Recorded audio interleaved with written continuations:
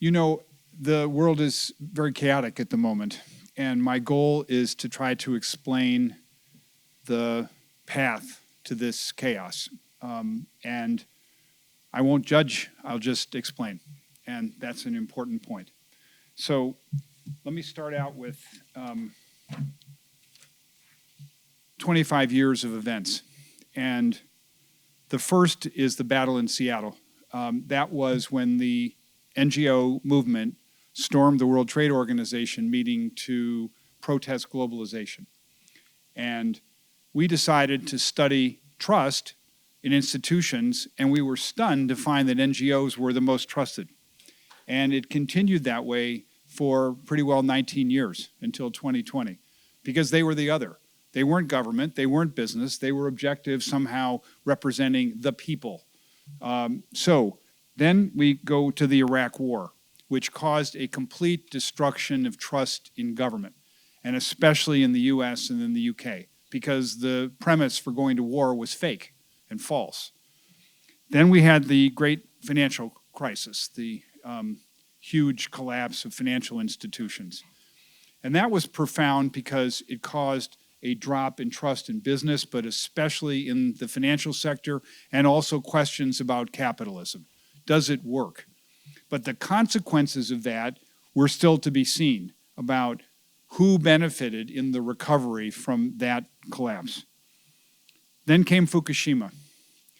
Japan has never recovered trust since that nuclear disaster in 2011. Every one of the institutions, business, government, media, and NGOs have had low trust in Japan ever since 2011. This is significant. We do 28 countries around the world. Japan finishes last every year. When you lose trust, it's very hard to get it back. 2016, Brexit, Trump, Macron, in short, the consequence of the financial crisis came to roost. The mass class divide, the sense of loss of dignity, the idea somehow that the system doesn't work. That's what caused populism, and it's only been accelerated today. Then came COVID in 2020, and the destruction of belief in the quality of information, the loss of belief in science, and in government. Government had a shining moment in 2020 when it was the most trusted institution. It was the big bazooka at a time when everyone was desperate for a solution, and government was seen to have failed. Failed to keep us informed, failed to tell us the truth, because the truth kept changing. Well, science changes, but we're not evolved enough to handle that. And there was too much kind of hiding behind scientists by government people. They projected Dr. Fauci and other people out to say, well, it's masking, or it's 6-foot distancing, or it's lockdowns, or whatever else, and these are deeply unpopular things. And then people came afterwards and said, did we really have to do all that? Because kids missed 2 years of school and things like this. So all these questions still to be answered. And then lastly is the reemergence of geopolitics as a core factor in trust. We thought that we were past this. You know, Samuel Huntington in 1999 talked about the end of history, that in fact it was the triumph of capitalism and the demise of communism, and that capitalism and democracy had reigned superior. Well, in fact, it's been proven over the last 25 years that in fact that's not true, that single-party states have had a better economic record than democracies. And that has caused a demise of belief in the system. So those are the key events over the 25 years. So it's a generation of institutional failures, which I've described. Here are the key ones and the key moments. In 2005, after the Iraq War, we started to see loss of belief in leaders and start of the rise of the peers. So trust, instead of being top-down, went horizontal. It went peer-to-peer. This is fundamental. Then we saw the mass class divide in 2016. It took some years after the financial crisis for people to actually see that the benefits went to the top quartile and not to everyone. And it was sort of a stunned, wait, Blackstone, et cetera, they're really benefiting from the recovery in housing prices. And by the way, 13 million Americans lost their homes. And lots of other people in the world suffered from this financial crisis. So the mass class divide became very evident, and it's become transversal. It's not any longer in the US, UK, and France is where it started. It's now everywhere. Saudi has 30 points. Thailand has 25 points, et cetera. We also saw a really important development in 2018. After the rise of populist politicians, you saw a destruction of trust in media because one of the key things that was done is to erode belief in fact and to make the loudness of your voice and the frequency of your posting a substitute for substance. And in fact, you move from polarization where you might like right-wing media or left-wing media to, in fact, we don't know what the truth is anymore. We can't have any agreement about facts. Then, in 2021, very important, business had a really great period of COVID. Business kept people working, business provided PPE, business was seen as not only competent but ethical. And this ethical part is the change. For all of you students sitting in the back, historically business has been seen as able but not ethical. What changed in the 5 years since is that business continues to rise in ethical behavior because it's seen as addressing societal issues. And then finally, this year is the rise of grievance. And what I'm going to outline for you is an evolution from a period of rising fears, which coincided with 2016 and populism, globalization, downward economic status, and also loss of socioeconomic status, so social feeling. And also, profoundly, this loss of dignity, that I am not rated, I am not considered by you out there in the elites, I am aggrieved. I have moved from fears now to grievance, and grievance is aggressive. It is no longer, I'm going to accept the fears and bow my back, I'm going to punch you because I'm aggrieved, I'm angry, and I'm going to fight back. This is important that the mass class divide exists in Japan too. You don't think of Japan as anything other than a sort of unified structure, that everyone moves in harmony. That is a myth. That is a myth that needs to be actually blown up because the mass class divide has long existed, but now we have an 18-point divide in so-called happy Japan. Japan's not so happy, may I say. And it's particularly not happy in the bottom rank of people because there has not been effectively salary rises for years. And people work incredibly hard here, and they don't feel recompensed. And they start to see and feel a sense of alienation. So, Japanese suffer in silence, but more or less, they're mad underneath. Okay, so, switching the slide. Who's at the bottom? Bottom 2025. Last year, you were tied for the bottom with the Brits. The Brits have come off the bottom, and Japan is still at the bottom. Why? Because Fukushima, low wage growth, and this sense of mass class divide. So, in short, even worse than South Korea, which had a near coup attempt by the head of state. So it tells you that we have a problem, folks, in this country, and it continues. And I was here 3 years ago, and I had the same slide. Japan was at the bottom. What is it about this country that makes people have fears? It is globalization, meaning outsourcing of jobs to lower cost places, Vietnam, etc. It is economic pressure, meaning 3/4 of people, give or take, say, I can't pay my bills. I don't have enough money to keep up with the rising cost of food. You were stunned yesterday, the $6 apple. And also technology. The rise of AI is not necessarily seen as a public good by the people. They go, AI sounds like globalization again, and means downward wage pressure and job elimination because I'm not needed. Therefore, I'm mad. I'm mad in advance. Okay, in Japan, like in most other countries, we now have a situation where leaders are completely seen as liars. This is a big statement. But when 70% of people say government leaders, business leaders, and journalists all lie to me intentionally for their own ends, think about this.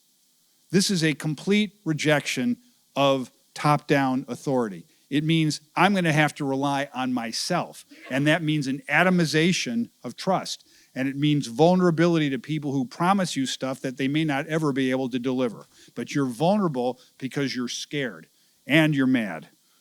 So, carrying on. The low income is mired in distrust, as you can see. We have a 13-point delta. Sorry, I didn't change the slide. But what I want you to see is the biggest delta for people in the bottom quartile is for business. For all of you students, pay attention to this. The people who are in the bottom quartile of income do not trust business. In general, we trust business in Japan. We don't trust people in the bottom quartile. Okay. Now, this slide is hugely significant because it gives you the key to the castle. We have lost belief in the future.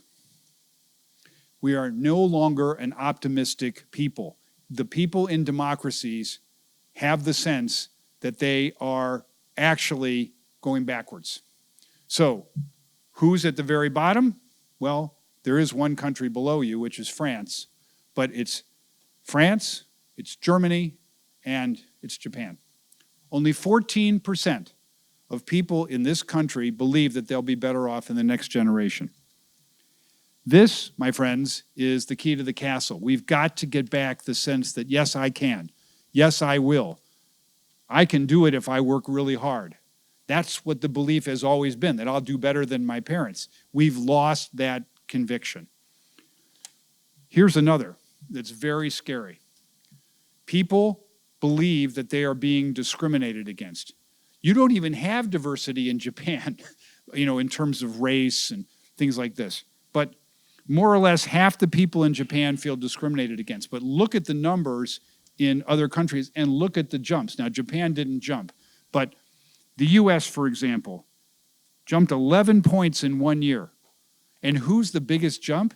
It's white people feeling discriminated against. If this wasn't so grotesque, it would be funny. But it's grotesque. Half of white Americans feel discriminated against. How is this possible? Oh, well, I'm being disadvantaged by this woke culture, so I don't have a chance for jobs because I'm a white dude. I'm a guy and I'm white. Therefore, I'm discriminated against. Therefore, I'm mad. It's particularly among males and it's among Republicans. Now I'm starting to give you a whole pattern of why people vote for a certain person. You get the idea. I won't say the name, just for fun. Just making you guess. Now, for all of you people interested in a career in, hold on. Yes, here, this is it.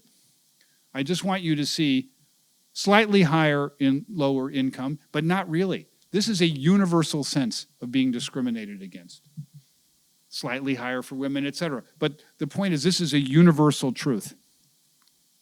This is important. You should have thought, oh, it's lower income, or it's younger people because, threat of AI or something like this. No, it's universal. So, okay, now,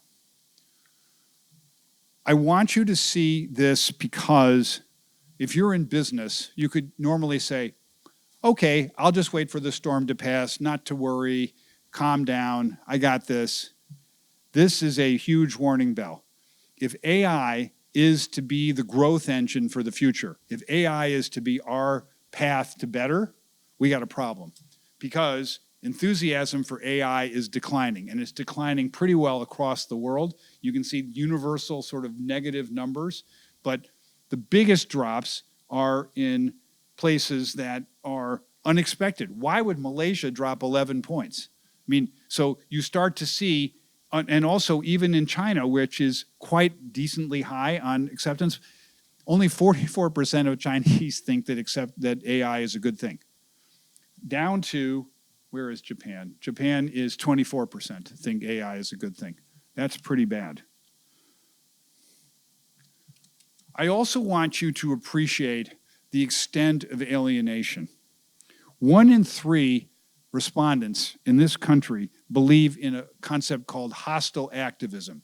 It's not just that I am aggrieved. It actually means I'm prepared to attack people online. I'm prepared to intentionally put out disinformation. I'm prepared to literally commit violence or damage public property. These are scary numbers because it indicates a level of alienation and kind of giving up on the future. I may as well do hostile activism. What the heck? I'm mad. So, 6 in 10 hold grievance against business, government, and the wealthy in this country. It's 65%. And what I want you to see is more or less 25% have high and 40% have moderate. And I have this grievance because business and government serve the few. They serve the wealthy, and the system favors the rich.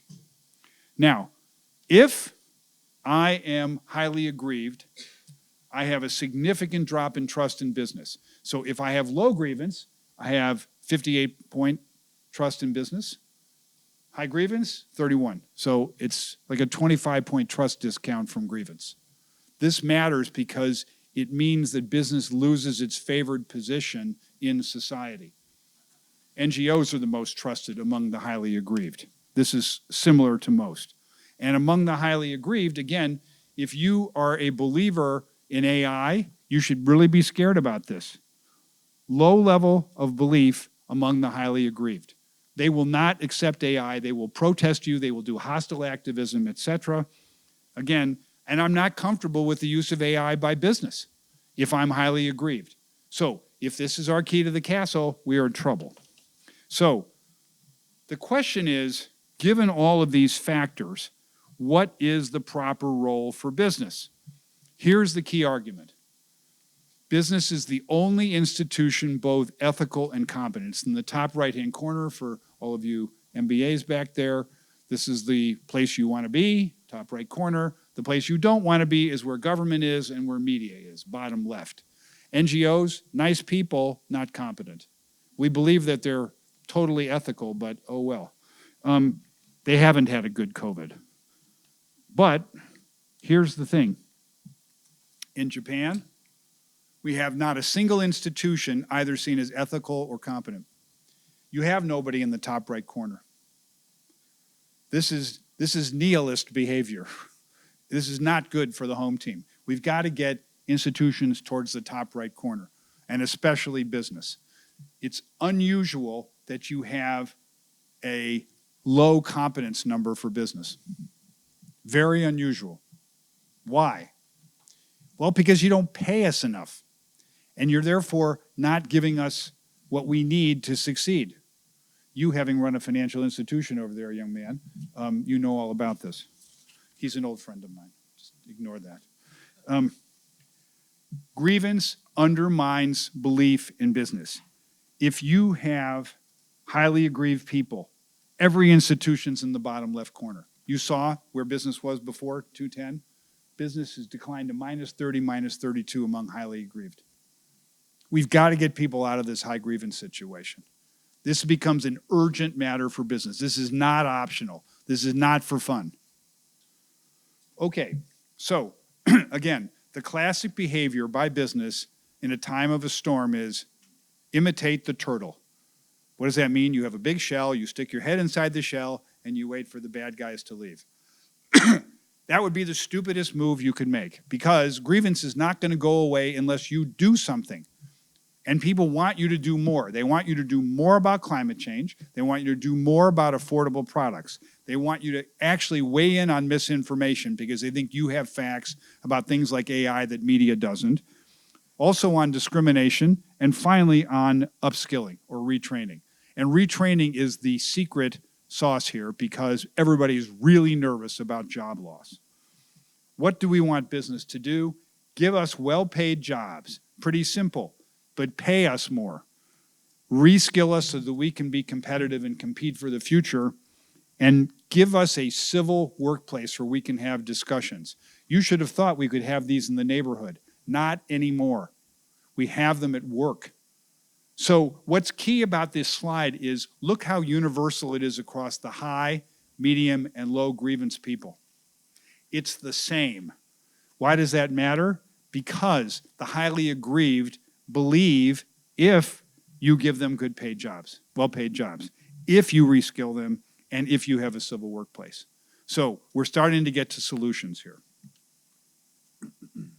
Hold on. The yellow lines for CEOs have narrowed, and especially in my country where, again, if you speak up on DEI or if you speak up on sustainability or whatever, you can get into trouble as being seen as woke or whatever and attacked politically. The key criteria for CEO intervention and speaking up on issues publicly is, can your company make a major impact through its supply chain, through how it trains people, et cetera? So make a major impact. And the second is improve your business's performance. It has to not be about purpose. It has to be about performance, making your business do better. Also, if your company contributed to the problem, like clean up your environmental mess, or if the issue actually could harm your employees or your communities. So these are the gating functions. These are the yellow lines that establish what is and isn't good to talk about. So I do want to make sure that, oh, sorry, I went too quick. I want you to be good and happy about one thing, because I've tried to depress you this entire presentation. Brand Japan is awesome outside of Japan.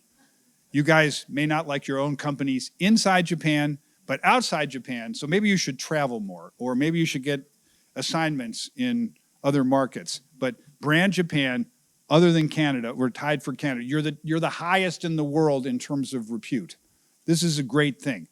This is Japan's moment, actually, because you're not American, and you don't necessarily have all the problems associated with that. You're not Chinese, which has also massive problems. And you have a great record in terms of sustainability. You have a great record in terms of technology. So again, this is a sunshine moment for Japan.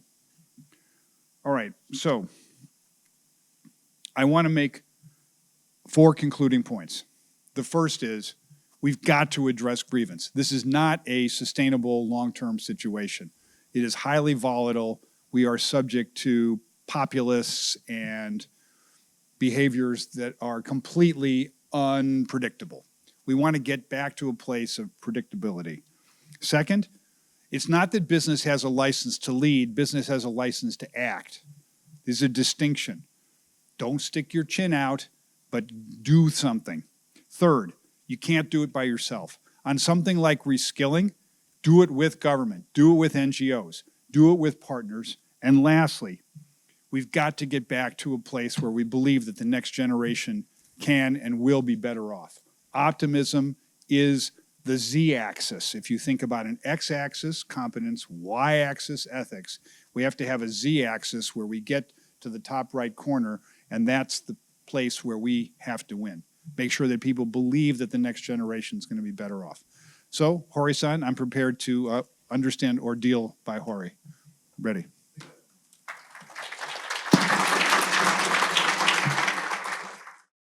Please welcome Mr. Edelman and Mr. Hori for the fireside talk. Thank you, Richard, for coming to Japan and presenting us the Richard Edelman Trust Barometer 25th anniversary. And I've been attending Davos for the past 17 times already. And then Edelman Trust Barometer is the highlight of the whole Davos events. And because that,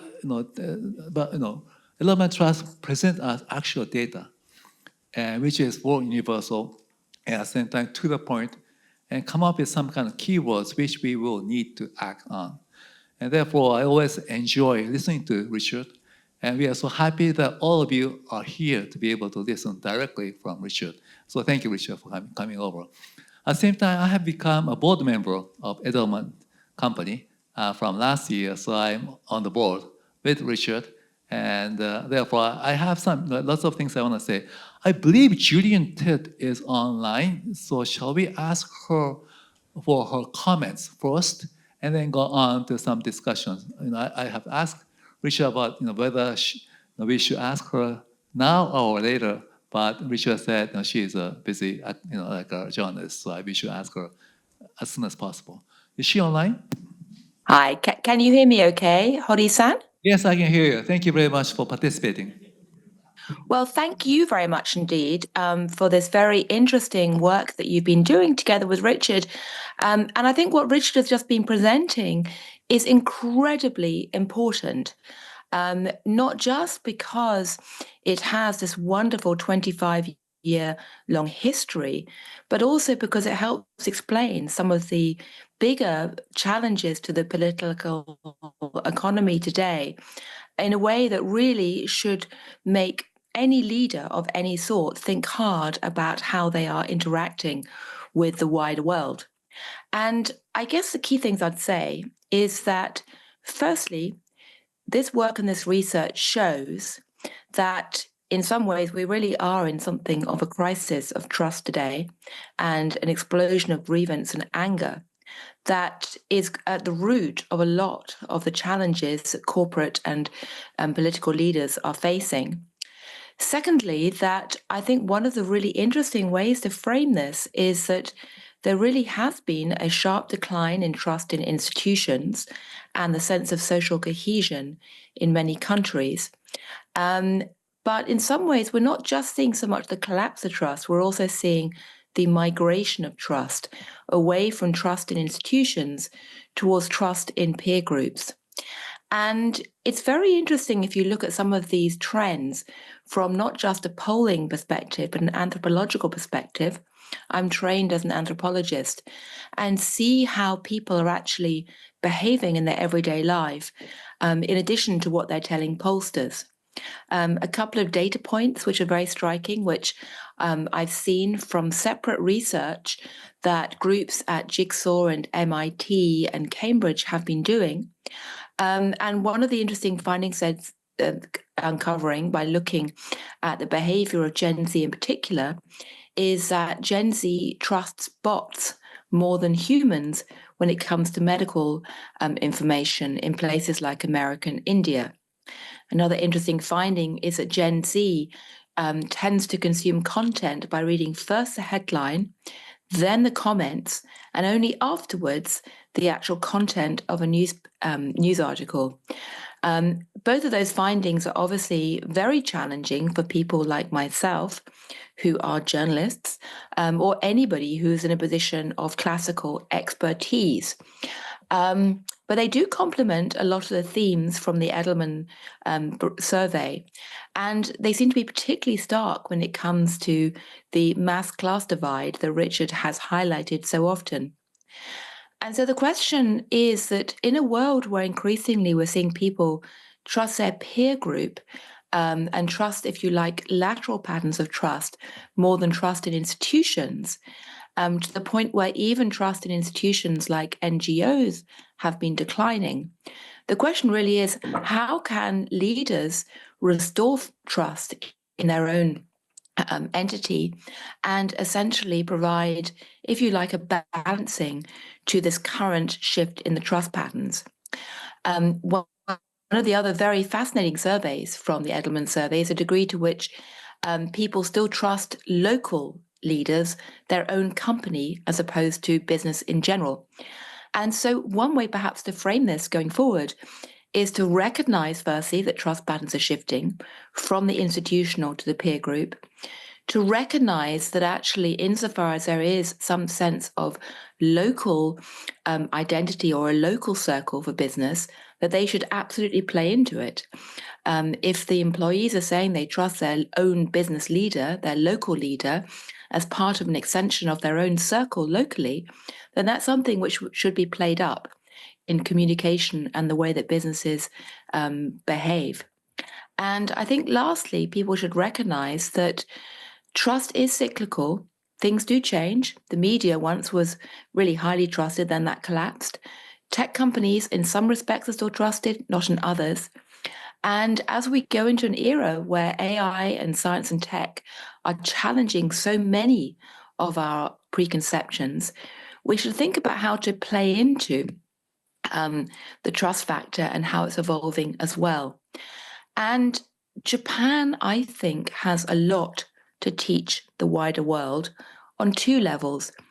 The first is that Japan has always had a very strong sense of stakeholder culture, and business leaders have always had a strong sense of responsibility to the community in a way that's really quite different from the model of American and British capitalism, Anglo-Saxon capitalism.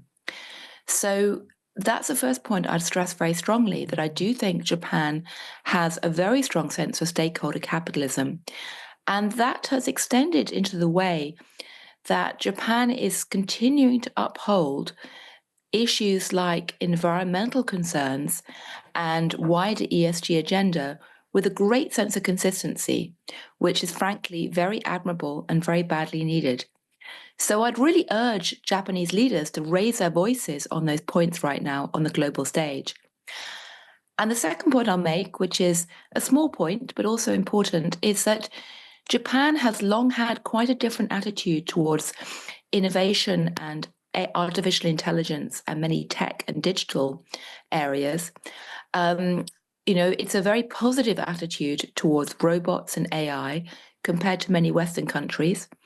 That's partly down to different media traditions. When people in the West were worrying about Star Trek and how AD 2001 AD and spaceships, people in Japan were seeing comics like Astro Boy, which presented a very positive image of technology and AI. It's also, of course, Japan has known about the demographic pressures on the labor force much earlier. And on top of that, there's also a different tradition within the Shinto religion of treating the difference between animate and inanimate objects differently. So Japan has a lot to teach the wider world about trust in tech, attitudes towards tech. And we need to listen very carefully, and we need to embrace some of those ideas. And I would salute people in Japan, like Hori-san, who are seeking to raise their voice at the moment. So thank you very much indeed, and I look forward enormously to hearing the rest of the conversation. Thank you very much, Julian. Please give a hands up hold to Julian. So, Richard, do you have any comments with what Julian has said so far? Jillian's 100% right that we need to embrace this diffusion or dispersion of authority and give power to local people. It could be pastors, it can be pharmacists, it can be your own doctors. I don't think top-down works. You saw that 70% believe their leaders are liars. We have to accept this and embrace it and give also information to employees because they speak to each other and then to the broader community. And it means changing the priority of stakeholders. It doesn't necessarily have to be Wall Street first. It could be the workers. Very good. Like after I heard what Julian said in Davos about Gen Z, I started to practice like a believing bot rather than a human being in medical area. And as I started reading first title and then reading comments and then deciding whether or not I should read the article or not. It's not bad, like it's good to be learning from Gen Z and then try to involve ourselves. But anyway, let's go on to the topics. Like, what I mentioned, what I realized was that your findings on the trust is a little bit doom, and also you mentioned pessimistics, and somehow it's a little bit, dark side. Like we have to come. G1 believes in proposal rather than mere observation or criticism. And we have to come up with action. So we like to come up with some kind of a discussion. I'll say 6 or 7 points that I like to talk about before we go on to Q&A session. First, about Japan. You mentioned Japan's trust is the bottom of the bottom after Fukushima. I have asked ChatGPT why the trust and also why the trust and also other elements of the global survey, Japan always comes the bottom. And what ChatGPT said was that Japan, it's like several international surveys have shown that Japanese people tend to evaluate themselves more critical compared to people from other countries. And they have given us some kind of examples, like a self-satisfaction survey says Japan, only 45% of Japanese people believe that they are satisfied with themselves, compared to the US 87, France 86, and Germany 82%. And also a self-esteem survey is the same. Japan is always the bottom. They feel that they're not useless. They feel they're useless compared to other area. And what ChatGPT said was that Western societies tend to encourage self-affirmation and positive self-perception, while in Japan, modesty and self-criticism are more common. And so the conclusion is that Japanese people tend to be more self-critical than people in other countries. This could be influenced by cultural norms that emphasize modesty, humility, and social harmony, in contrast to the self-affirming mindset found in many Western countries. What do you think about this? I think ChatGPT is doing PR for Japan. I'm sorry, but to me, the people of Japan have a mass class divide, which you see. You see a real loss of hope for the future. Okay. Only 14% see that they'll be better off in the next generation. I think you see also real irritation with the institutions. I mean, the prime minister, how long will he be in the leadership? I mean, you had a spectacular Prime Minister Abe, spectacular, and then the successors, they are what they are. And I think business is the big question mark. It's such a moment for Japan. The U.S. is taking itself off the field. The Chinese have their own difficulties. You have sustainable products. You have biggest companies in the world with a great global footprint. Time to get going. Time to lead. Sure. The highest trust country in your data is China. And the bottom is Japan. It's very difficult for us to understand why. And then let me just talk about one comment about Japan. When I attended, that was for the first time in 2005 and 2006, Japan was at the bottom, in G7. Whatever sessions you go to Japan, nobody comes. And China and India was a rise. And Japan, they were used to be called Japan's number one. And then there was a time of Japan's number one, and Japan's bashing, and it became Japan passing, and Japan nothing. But now in 2025, if you look around in G7, plus, let's say, United Nations Security Council, that means G7 plus 2, Russia and China, the US is divided. And Canada is also having issues. Germany, France, UK is a Brexit, Italy is a far right, and China is in trouble, and also Russia. Japan's social publics is the best, and then lots of inbound coming in. There's a trust in terms of security and of safetiness and cleanliness and punctuality. And so it was difficult for us to consume about this result. But anyways, we have to see about, we have to believe that there must be some area for improvement where we should do, what we should do in Japan. Can I go on to the next one? Next topic. Listen, I agree that the Chinese data has limitations. Okay. And I say it every time. I'm not saying that this trust is bad. No, but it's important. It's important, and we're going to do focus groups next year too. Yeah, I think it's good to compare to the past, like what is the tendency of Japan in the past. You mentioned that Japan trust was better before Fukushima. Yes. And so that I'd like to compare what is the trust, and then there must be some kind of, let's say, statistical adjustment needed for a country like China and Japan, because they tend to be outlier. But Hori-san, it's really important to note in our overall list, the autocracies finish on top. Single-party governments, Saudi, UAE, China, etc., and their economies have performed.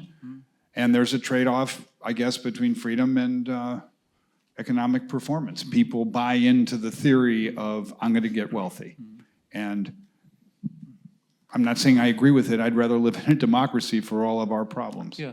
So the fact that outside you mentioned that view Japan as more trusted in terms of brand and also country and society, but inside of Japan do not trust, and the bottom is like their bottom.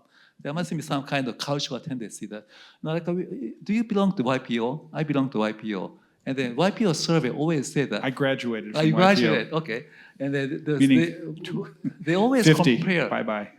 They always compare the country, and then Japan always comes at the bottom in terms of self-survey as to how well the session was done. And however, if you look at Latin America and so US, it's always high.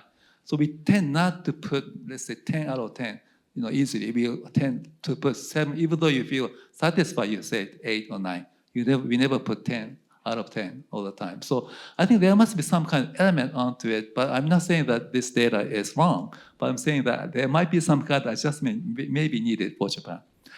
But anyway. Yes, Professor. Let's go to the second topic. Because I've been hearing that Japan is bottom at the bottom, so I thought I should ask for ChatGPT for his comment. But anyway, let's go for the second comment. It's about second point about 2/3 believe government, business leaders, and media lie. What shall we do? 2/3 of the people believe government, business leaders, and media lie. What shall we do? And most of the business leaders and government leaders and media leaders are always attending Davos. What shall we do to enhance the trust? So I think the first point is business leaders and government also have to recognize we're in a new information ecosystem. You have to post more frequently. You have to be in social. We can't just talk to the establishment media and do it once a month and say we've done the job, because the news cycle for people who are simply on social is every 10 minutes. And like it or not, Trump is a master of this. There's a difficult story, it's gone within an hour because it's a new story, and he's constantly creating. And so I think we have to get out of the mentality of control of the story and control of the message. The message is the message. It's not profound, but you have to be out there. You have to say things and be visible, and also be approachable, emotional, and do long form, Hori-san. This is a key difference between Kamala Harris and Trump. Trump sat for 3-hour podcasts. Who the hell would ever listen to 3 hours? I don't know, but some people do. But it also gives the sense of, I'm being examined. I'm open to the story. Okay. It's different than Harris with these 2-minute little meme videos of TikTok, and it didn't work, and it doesn't work. And I think also you have to embrace this broader array of media. You don't have to love Joe Rogan or these, or other forms of people who have different views, but you better be participating in them. Now, page 26 of your slide mentions some of the solution to it. It said that influence is earned through compassion, not power. Business leaders and government leaders and media leaders tend to believe that all of them will believe us because we have the power. Yeah. However, it said understand the people like me need and want. So we have to show the understanding that to everybody, show some compassion and try to understand the need and want of the people, and they don't believe that power will influence people. It's only the attitude that influence people, and that will gain trust. That's what your survey said. I think it's profound. The idea that if you're in power, you talk to people is a mistake. You should discuss with, listen to, be around, and engage with. It's a different modality of power. Well, you mentioned about Trump being 3 hours on the Joe Rogan podcast. I mean, it's like he is willing to show whatever is, and showing some kind of openness. And any kind of question can be asked, answered, and try to be more showing compassion. That's the way, to earn trust. And there's a solution for it. It's very profound, but it's very important that we always have to show understanding to the people. Shall we go to the third point?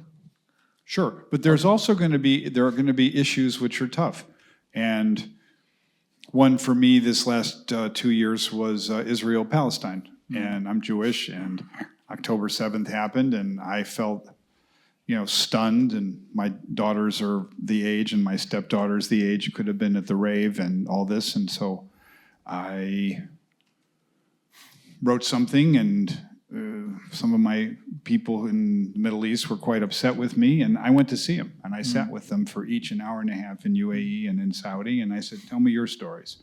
I said, I didn't know that, and we gave money to Red Crescent as well as the Israeli. It's a constantly evolving thing, is my point. That attitude is most important, according to your survey and the result. The third point I'd like to talk about is like page 10. It says only 36% believe next generation will be better off. And in case of Japan, it's only 14%, France 9%. What should we do? So I think the first thing is reskilling and upskilling. Okay. And the young have the advantage of being native in AI and open to it, but the people who are really at risk are mid-30s and to be replaced in the middle of organization. I think the second is really to fight misinformation. We don't have agreed facts.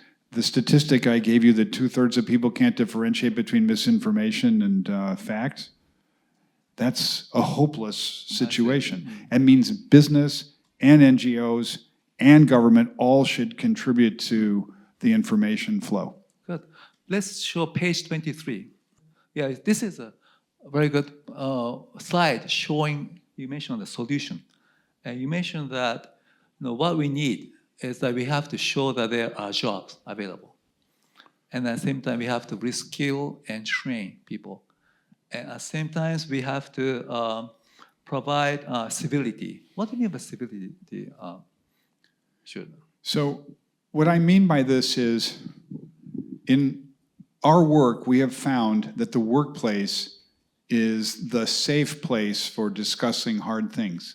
Now, this may be completely counterintuitive, but it's where people now go to not just talk about politics, but, abortion or, any one of a number of issues. And they don't feel they can do that in their neighborhoods safely. Okay. And so the workplace, for example, when there are public protests that are based on politics, whatever, in the workplace, they have to be stopped immediately. I see.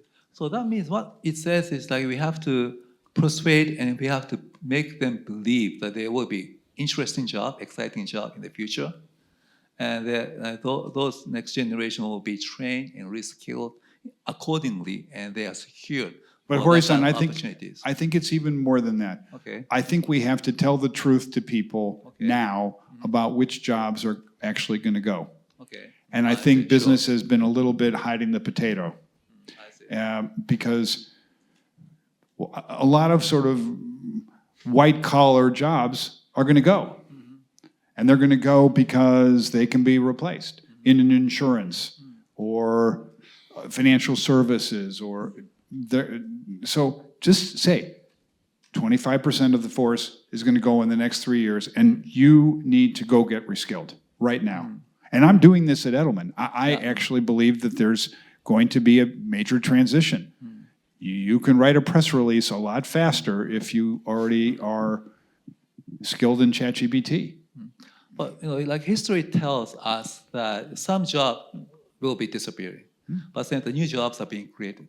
So as long as we can show that new jobs are going to be created because of technology, and if there's exciting jobs available, and if they are sure to be secured in terms of jobs, training, and also skill training, and then and provide civility.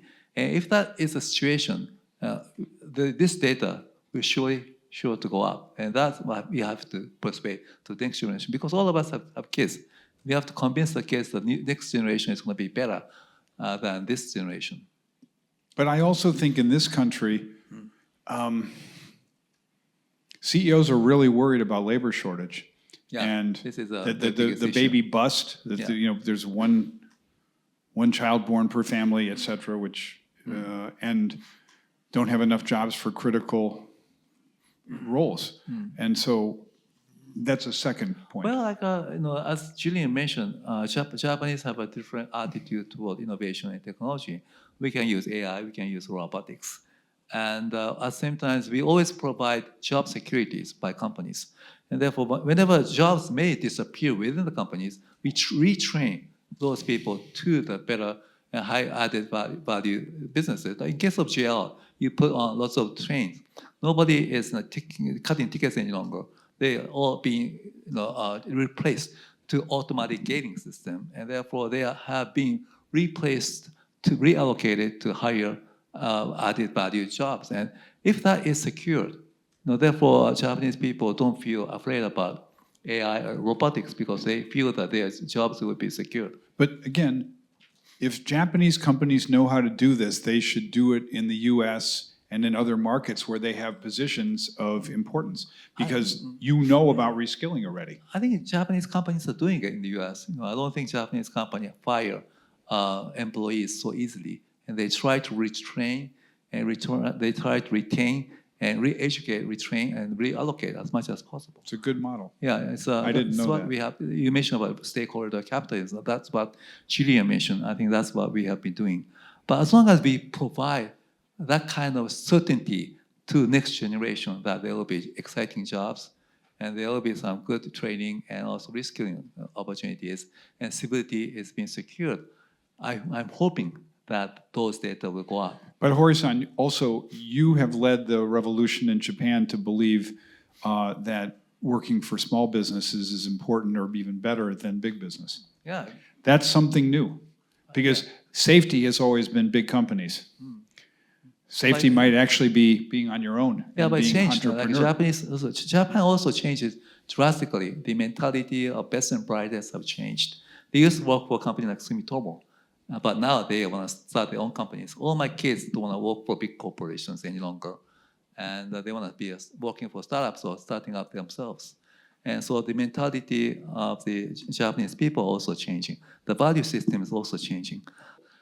And I think I have to go on to the audience for Q&A sessions because my time is up, and we like to ask any of you to come up with questions from the floor.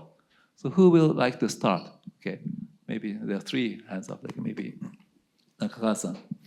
Thank you for the insightful presentation. My question is, I thought it's interesting among the 4 institutions that you listed, there is no academic institutions, while media is there. Media can be included in the business sector, and maybe the academia can be included in business. But is there any reason that you didn't include the academic institutions? What's the implication behind? Thank you very much. Okay, so we've done this for 25 years, and we think of academia as very important, but not one of the 4 most important institutions in global governance. We do look at trust in academia, which in the United States has fallen precipitously in the last 3 years. But you mentioned expert before, but expert is not really academia. No, But we ask about academics. Yeah. Academics had high trust and have had diminished trust in the last 3 years because it's somehow seen as having been politicized. yeah, This is especially true in the US. okay. And what's interesting, though, is there's high trust in science and low trust in science. Excuse me, there's low trust in science and high trust in scientists. So we still like experts, but we don't like what they do in the end. Okay. That's related to COVID. Let's go to Hiroshi-san. Thank you very much for the great presentation. I would like to ask about how to train the leaders, corporate leaders, because leaders are selected because of their how to create the stock value, enterprise value. But in your explanation, we need some more leader with compassion. How a leader could be created to be like that? That's my question. Thank you. I think we need to show them the problem that they're actually dealing with a lot of employees with high grievance who don't believe them and think they're liars and think that what business does is inherently part of a capitalist system that's failing, and that we need to win them back and show them that it's action and compassion. And this has to be instructed. I mean, I went to Harvard B School in the late 70s, and it was all about shareholder profit maximization. And that's how Enron happened. And so the dean who came after 2009 changed the curriculum. And there's a mandatory ethics course that my daughters have taken at HBS, and there's a different set of stakeholders. It's not the shareholder only. Could you please show page 25? It says that CEOs have permission to act. And then this is a very interesting slide to show us that what shall CEOs should speak about. And even though CEOs have permission to speak up, but not many people want to speak about politics. And because if you talk about some kind of political issue, that could alienate some of the customers. Hori-san, I think CEOs need to think about 3 circles. The most inner circle is what you talk about with your family or your friends. I would say that's a lot of the very controversial ones, like geopolitics. It's very hard to win on that. Probably not a good thing. Then there's that which you talk about with your employees. And so, for example, if you have a lot of women in the workforce, like the Me Too cases, you should talk about this with your employees. And then there's that which you talk about more broadly in society. And you can talk about what you're doing in your supply chain, or what you're doing in retraining, or what you're doing with pay. All these things are totally part of what a normal CEO does. So I think what the survey says is that we have to teach leaders about compassion. You have to be more understanding to people. Second, you have to be more open. Openness is going to be important. And you have to be socially responsible about these societies. But you have to be careful about what to say up, what to speak up, or what not to speak up. But you always have to be mindful about what is going on globally, socially, and then have to be understanding of what to be said, what not to be said, but always show compassion to those people who may be suffering from something. That's what your survey says. Okay, there's a question over here. Thank you. I'm Daisuke Furuta from Japan Fact Check Center. I have 3 questions. First one is... Let's point only one. Only because one, there are other okay. people. Okay. Okay. We see huge fear and grievance in Japan today, like the protest against Ministry of Finance. So have any countries managed to recover from this state? My conclusion about government is government has to show that it's good for me, as opposed to government is more broadly effective.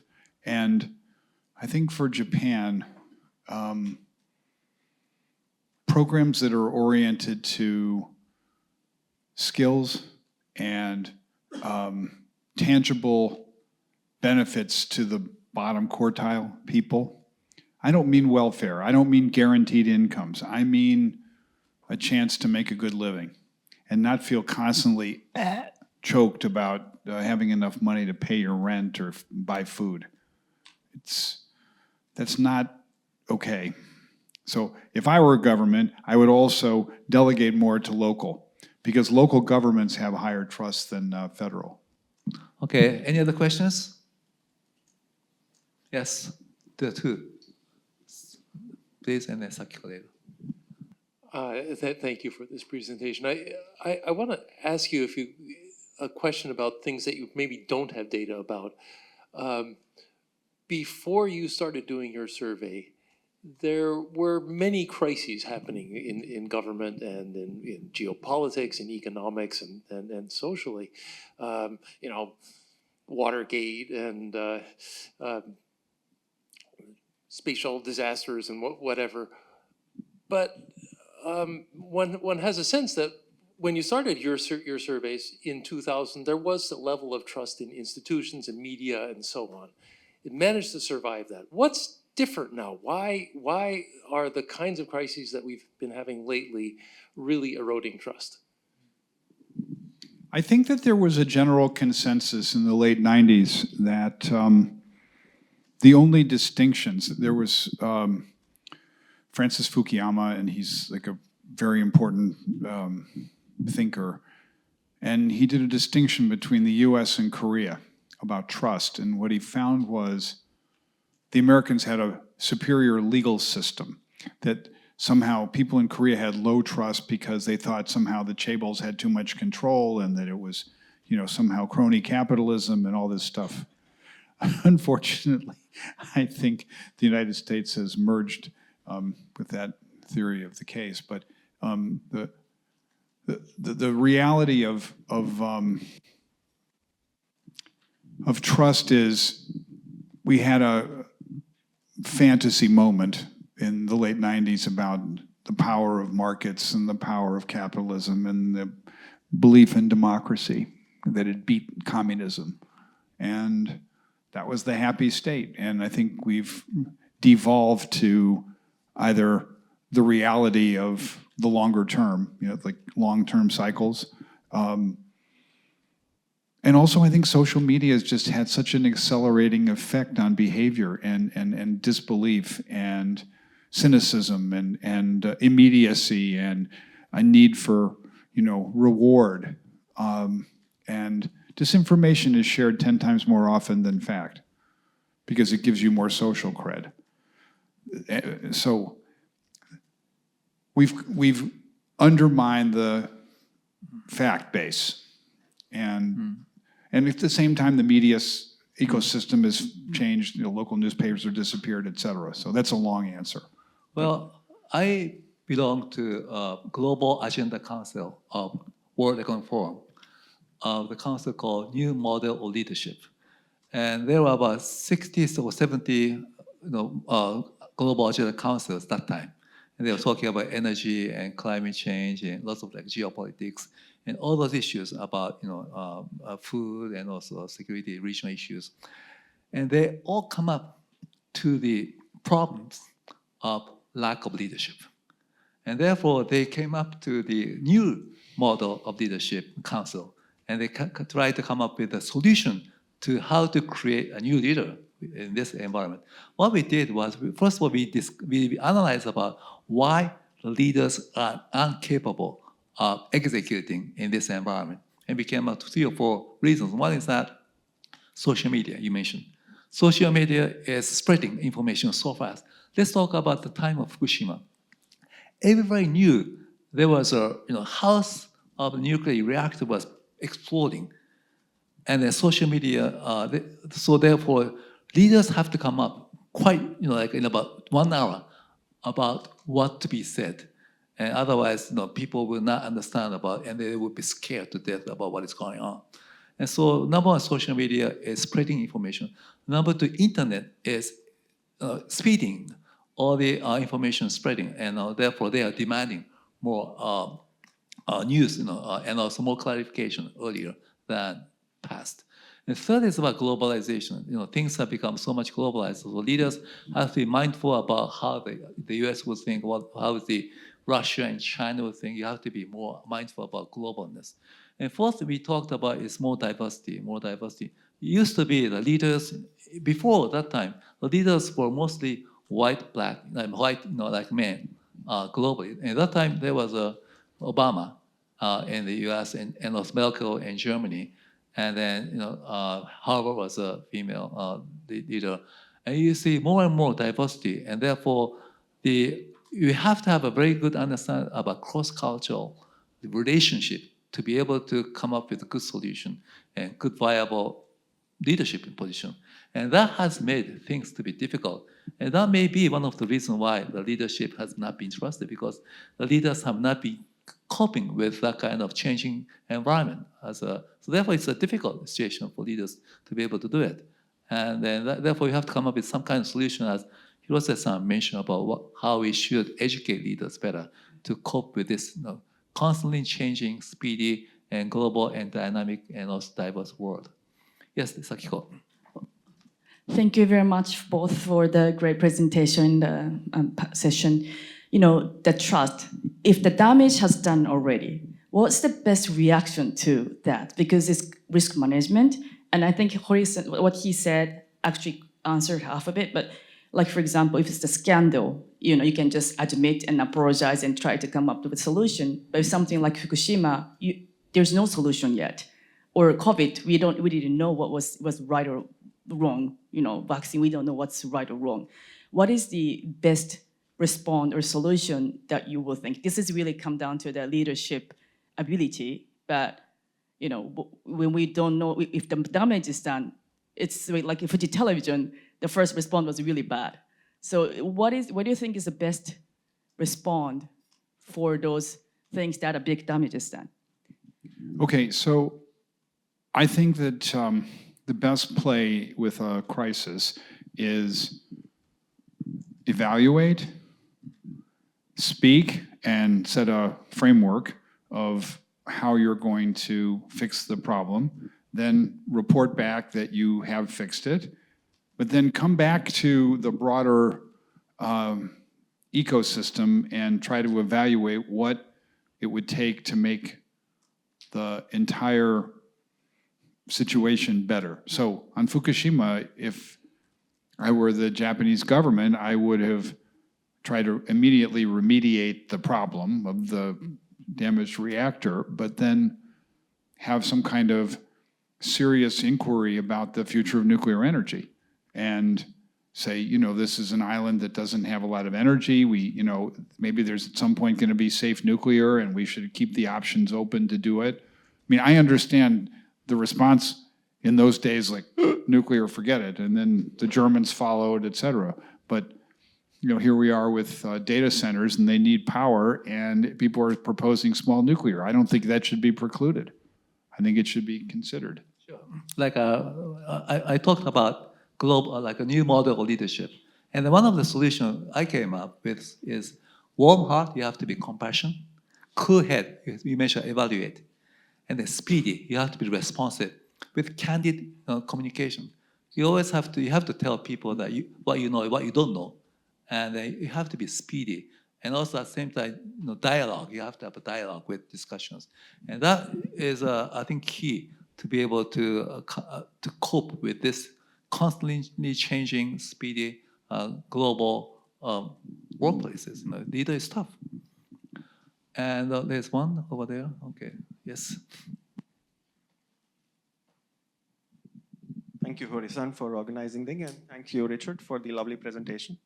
I think at one point in your presentation, I noticed that you mentioned that trust is local, and then you also made a point that Japan scores lower in that category. The third point that you made is that overseas businesses have been entrusting Japan to the highest level. I'm still trying to digest this and process this. If you can really help me on trying to, connect these 2 points, because if I think first, it looks like a very contrary statements to me. The trust is local.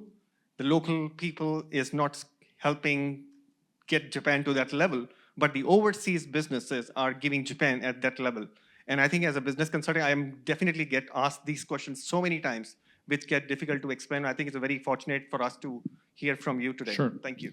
Okay, so what I was trying to convey about trust being local is trust is in my CEO, my company newsletter, as opposed to mainstream media or business in general or all CEOs.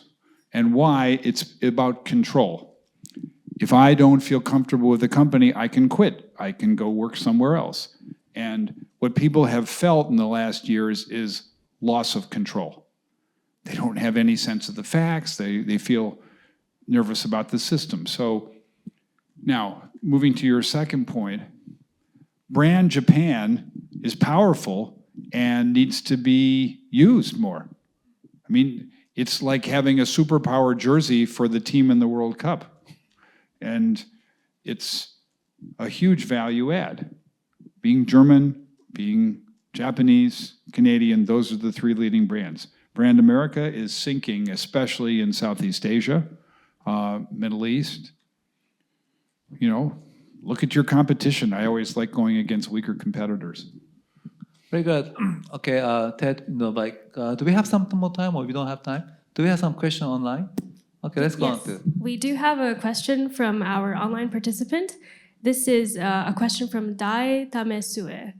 And the question is, even if accurate data and information were available, what kind of trust building would it be possible if everyone were living in their own reality? Because it seems lately in Japan, no one really cares whether the data is accurate or not. They simply use the data they want to believe, and they build their own realities from it. I think that that's a very accurate and cynical interpretation of what's going on. And you can either accept that or try to fix it. And the fixing it is going to require better quality information faster and in shorter form and in places where people who are always, scrolling are seeing it. So that means give people stuff that they can share, give people stuff early, and explain the how and the why as opposed to just the what. It's a different approach. So how are we doing on time?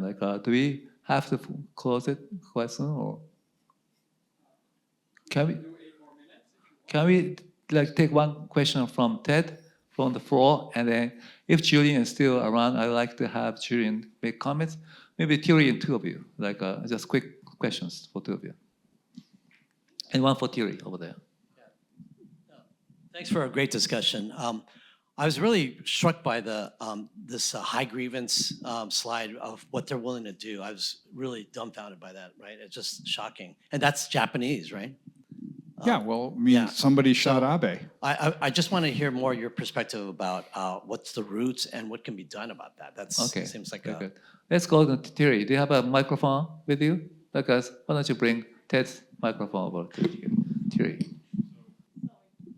I've been trying to puzzle through, Richard, how that data comes out. And I think an important source of grievance, in my experience, is when people feel that they have not been heard.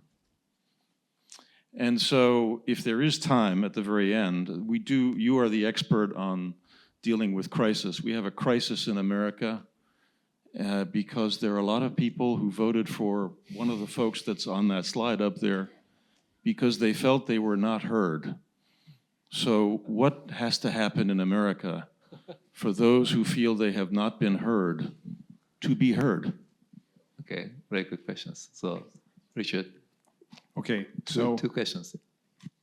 I forget the first one. I'm tired. But Terry, I can. What was the first one again, real quick? Oh, listen. The roots of high grievance for youth are they've been isolated for 2 years in lockdown, right? They didn't go to school. Their job prospects. I heard in China that people who have uni degrees are driving delivery wagons. And you can tell they're university students because they're wearing sunglasses, which is why Hori-san is right to question the data on trust. And so I think it all gets down to pretty basic. Give me something I can aspire to, give me a living wage, give me optimism, and give me a way to be heard. And then as for Terry's obviously important central question, I think it's really critical that in America, the average person, this mass class divide is really corrosive, and the bottom quartile, I think you're a banker, 40% of Americans have less than 2 weeks of savings. Think about that. That means that you more or less have to make your living every week. You have no fallback. If you get sick, if you get hurt, you're screwed. And people are mad. So deal with that and give people aspiration about future. Julian, are you here with us? If you are, please put the microphone on and please speak up. No? Oh, she left. Okay, anyway. So why don't we conclude this wonderful session? It has been, fruitful for me, and I had the, privilege to be a moderator. Therefore, I can ask lots of questions that I want to have the answers for. And I'm so satisfied with what we have been discussing. And I have learned a lot. Thank you, Richard.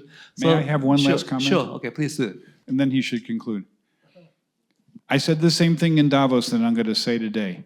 Every one of you should think about what you heard today and think about what you're going to do to bring the world back from this point of grievance. In each of your own ways, whether it's putting quality information out, whether it's somehow helping to put reskilling forward, whether it's young people making sure that their peers aren't sharing misinformation or putting up misinformation. I think we all have to act and not just let this go, because this has a sense of spiral. And I don't want spiral, I want back. And I want you to, my old man would say, I was in the Army, square your shoulders, son, and get back out there. And that's sort of a little bit like what I want you to say. I mean, just, it's important. What I'm telling you today is important. You have to do something.